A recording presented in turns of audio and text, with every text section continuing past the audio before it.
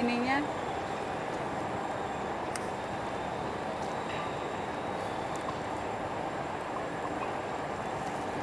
Berarti yang parah 34 ya. Iya. Yang 34 selalu yang hitam, yang pokoknya Kita masih memakai analisis dari Universitas Harvard yang bekerjasama dengan Greenpeace. Nah, itu yang masih kita pakai, apa yang terkandung di dalam batu bara tersebut. Nah, metode pengambilan data itu kita melakukannya dengan metodologi kualitatif. Dengan teknik pengumpulan data yang digunakan dapat berupa observasi, fokus grup, wawancara, dan studi kasus di beberapa sektor yang didata. Nah, itu kami melakukan FGD di beberapa komunitas di Desa Ring 1 yang kebetulan kita juga punya kelompok-kelompok perempuan maupun kelompok nelayan yang ada di Desa Ring 1. Nah, data-data tersebut itu lebih banyak didukung oleh kelompok-kelompok yang ada di Ring 1 PLTU Pangkalan Susu. Nah, sektor yang kami data itu adalah perikanan. Perikanan itu berupa nelayan tangkap. Kata nelayan di sana adalah nelayan tradisional. Petani tambak udang maupun tambak kepiting. Tambak kepiting itu berupa soka. Soka itu adalah kepiting lunak. Baru pertanian, persawahan. Baru kemudian kesehatan. Nah, data kita juga akan nanti menampilkan data pembanding dari Puskesmas Beras Basah di Ring 1. Jadi tidak semua masyarakat yang mengalami penyakit itu berobat ke puskesmas di Ring 1. Tapi banyak, karena di sana lebih umumnya mereka itu akan berobat ke bidan. Nah, bidan ataupun pustu. Nah, kemarin itu kita juga sudah mengambil data dari pustu di Pulau 9. Nah, baru pendataan dilakukan di 2 kecamatan terdampak, yaitu Kecamatan Pangkalan Susu dan Brandan Barat. Nah, kalau di Brandan Barat, kami itu mengambil di Desa Tepi Gandung, bukan Desa Tepi Gandung, tapi Dusun Tepi Gandung, Desa Lubuk Kertang. Nah, itu kita ambil sampel di situ. Berikutnya.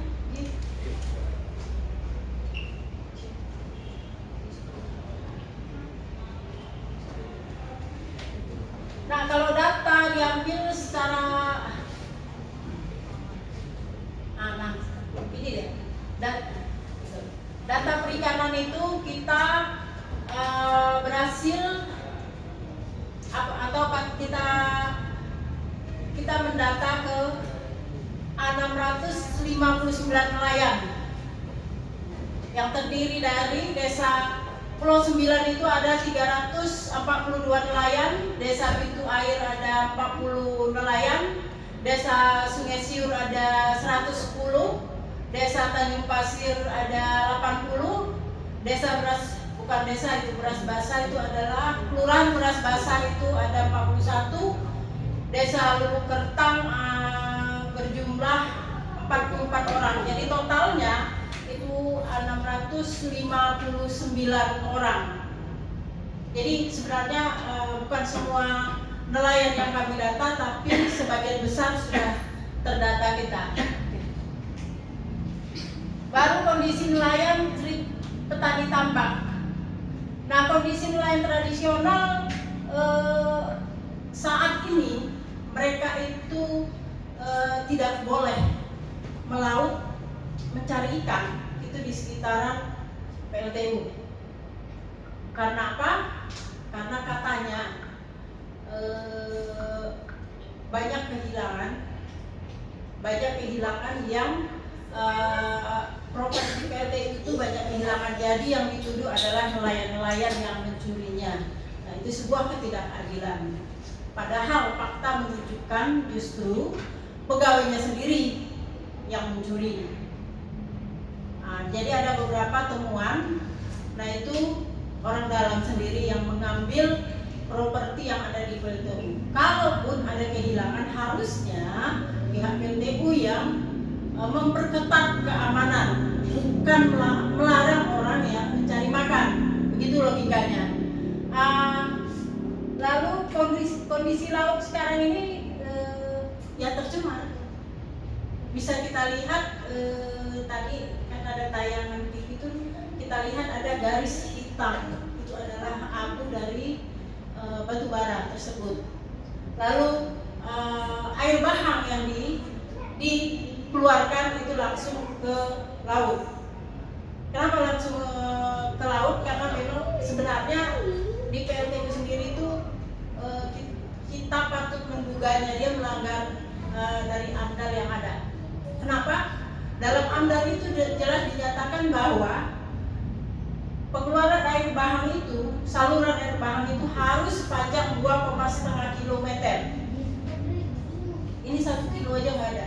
Karena kenapa 2,5 km? Karena ketika sampai ke laut, panasnya itu sudah berkurang. Panasnya itu harus sudah sesuai di bawah 40 derajat. Tapi pada kenyataannya, kalau masyarakat yang memantau di sana itu sangat panas. Begitu. Jadi sehingga mungkin ikan-ikan nggak mau lagi tumbuh kembang di situ. Begitu ininya. Baru petani tambak udang itu merugi. Banyak yang tutup. Kadang-kadang masyarakat di sana itu untuk dia bertani, memelihara udang paname, dia itu harus berhutang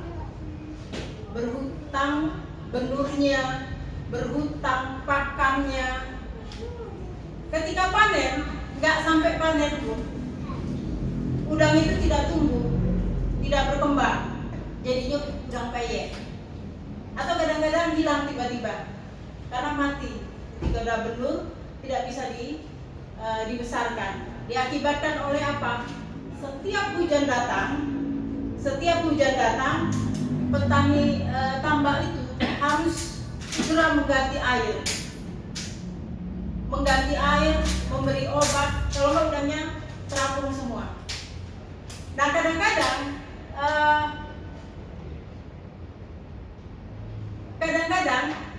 itu menjadi kalau setiap hari harus mengganti, kalau kayak sekarang ini tiap hari hujan harus mengganti, itu kan sudah bukan pekerjaan lagi. Jadi biaya operasionalnya itu sangat besar, sementara untungnya sudah sangat minim, bisa dikatakan tidak ada bagaimana. Jadi rata-rata yang namanya petani udang maupun petani kepiting soka, kepiting lunak itu gulung tikar. Nah, setiap hari, setiap pagi kita bisa lihat abu di kolamnya itu. Abu di kolamnya itu. Lalu tingkat perekonomian nelayan petani tambak maupun nelayan tradisional itu menurun hingga 70%. Jadi kalau kita katakan kalau dulu mereka bisa dengan mudahnya mendapatkan hasil nelayannya itu bisa dijual sampai 200.000, kalau sekarang jangankan 100, untuk 50.000 aja payah. Jadi ibaratnya paling ya hanya balik modal, lebih sering balik modal sama merugi. Sehingga kondisinya sekarang ini nelayan itu lebih kepada buruh serabutan. Sampan banyak dijual, sampan mereka banyak dijual, Sehingga kalau dikatakan dulu iming-imingnya adalah Pangkalan Susu sejahtera karena ada PLTU, gitu kan? Karena PLTU mampu menyerap tenaga kerja, tapi pada kenyataannya PLTU justru menimbulkan pengangguran baru. Kenapa saya katakan begitu? Karena yang biasanya dia bertani dan melaut, jadi nelayan, umumnya jadi pengangguran. Nah, mungkin nanti akan ditekankan sama Bu Nur Hayati bagaimana kondisi pangkalan susu di sana, karena dia salah satu masyarakat terdampak. Nah, lanjut. Nah, dari data kesehatan mungkin si Aji nanti bisa menampilkan bagaimana data kesehatan yang diambil di 5 desa sekitar ring 1 PLTU Pangkalan Susu, yaitu Desa Sesiur, Desa Pintu Air, Desa Lubuk Kertang, Desa Pulau Sembilan, dan Kelurahan Beras Basah. Responden yang kita ambil adalah 333 orang, 202 laki-laki, 131 perempuan. Rentang usia itu 1 sampai 19 tahun. 1 sampai 19 tahun itu berjumlah 98 orang, dan 235 orang dengan rentang usia 20 sampai 75 tahun. Dengan rincian Desa Pulau Sembilan berjumlah 81 orang. Nah, Desa Pintu Air berjumlah 63 orang. Baru Desa Sungai Siur itu berjumlah 89 orang. Desa Tanjung Pasir berjumlah 80 orang. Desa Beras Basah berjumlah 49 orang. Desa Lubuk Kertang berjumlah 51 orang. Nah, jenis penyakit tertinggi adalah 243 kasus itu gatal-gatal. 243 kasus adalah gatal-gatal. Baru sesak napas maupun ISPA 42 kasus. Nah, hipertensi ada 39 kasus. Nah, paru hitam. Paru hitam ini 3 orang sudah meninggal akibat yang kita duga akibat dari pencemaran atau polusi yang terjadi. Nah, 3 orang meninggal, yang 1 orang masih bertahan. Baru kemudian kelenjar tiroid itu ada 4 orang. Jadi data ini yang kami ambil adalah rata-rata ini yang tidak berobat ke puskesmas. Nah, kita belum menampilkan lagi data yang dari puskesmas, yang itu jauh lebih besar lagi. Jadi rata-rata yang tidak berobat di puskesmas, jadi dia lebih berobat ke bidan.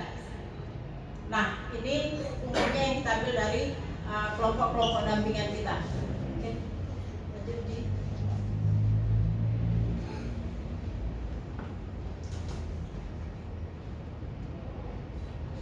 Nah, ada 60 anak dari 5 desa yang terdata mengalami gatal-gatal akut.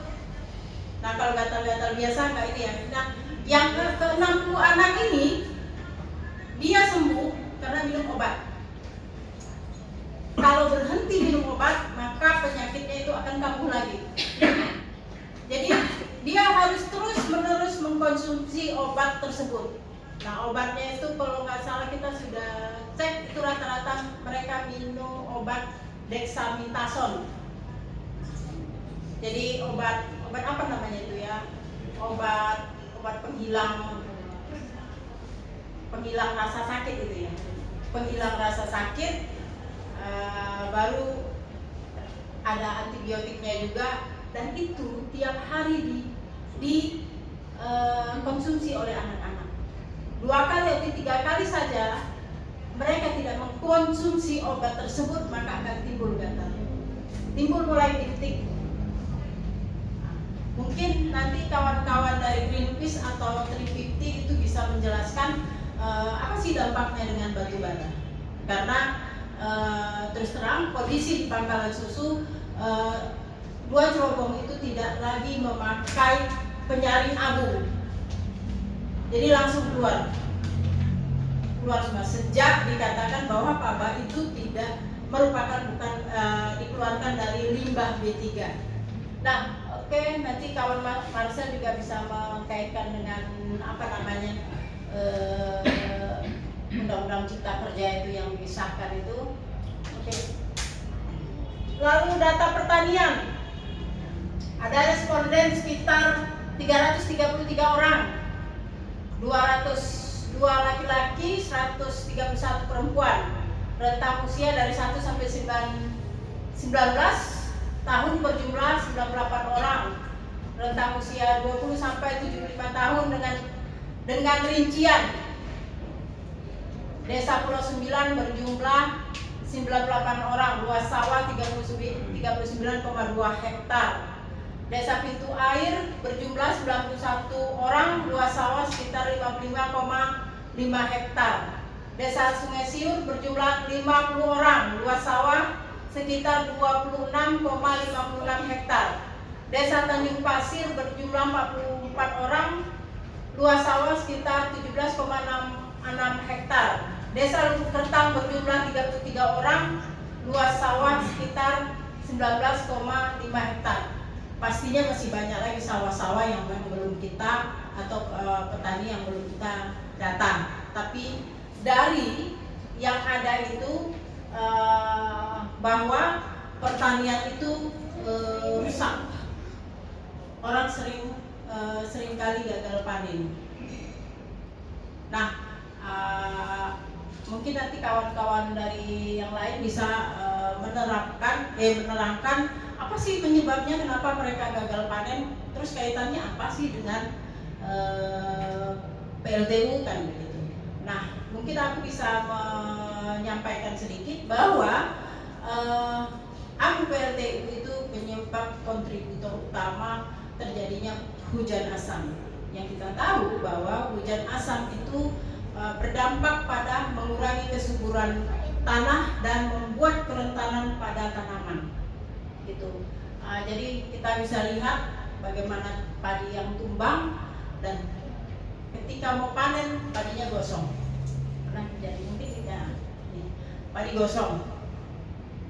Hujan sedikit saja, ada angin sedikit tumbangan padinya. Jadi biaya operasionalnya cukup tinggi, sementara hasil panen itu jauh menurun.